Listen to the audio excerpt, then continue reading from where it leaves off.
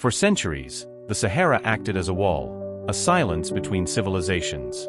To the north, empires thrived. To the south, Africa's secrets waited, and one day, they would change the world. In a small village, a boy was born into the Mali Empire. He was quiet, curious, and fascinated by the world beyond his village. That boy's name?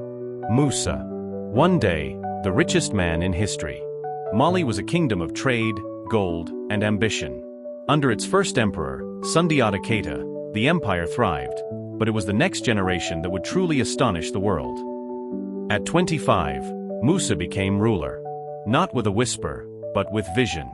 He inherited wealth, yes, but also responsibility. And he would use it in ways no one imagined.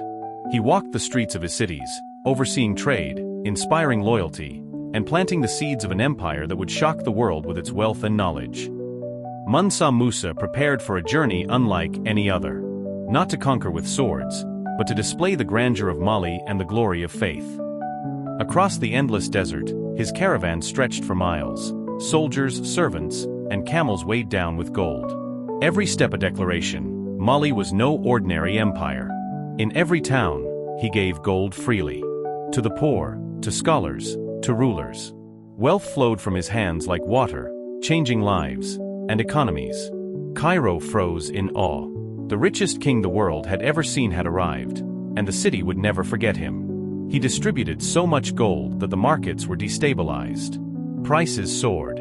Economies wobbled. One man had shifted the balance of wealth in a single season. But Musa's pilgrimage was not just about wealth. He studied, debated, and sponsored learning, transforming Africa into a beacon of knowledge. Europe began to see Africa differently. Maps once blank now bore a king on a throne, holding gold, labeled simply, Mansa Musa, Lord of Gold. He returned home wiser, aware of the power of wealth and responsibility. His journey had changed not only him, but the world. Scholars and architects followed him to Mali. They would shape cities, build mosques, and turn Timbuktu into a world-renowned center of learning. Students from across Africa and the Middle East came to study.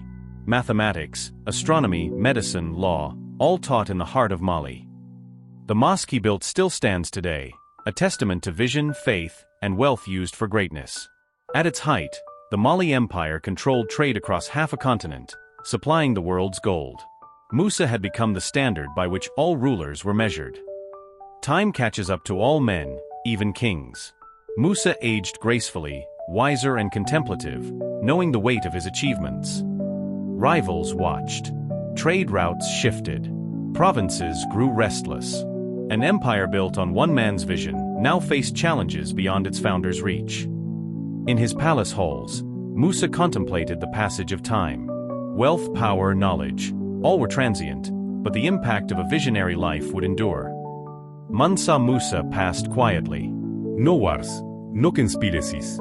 Just the end of a life that had reshaped the world. The empire remained, but without him, cracks appeared. Provinces sought independence. Trade routes shifted. Empires rise and fall, but legends endure.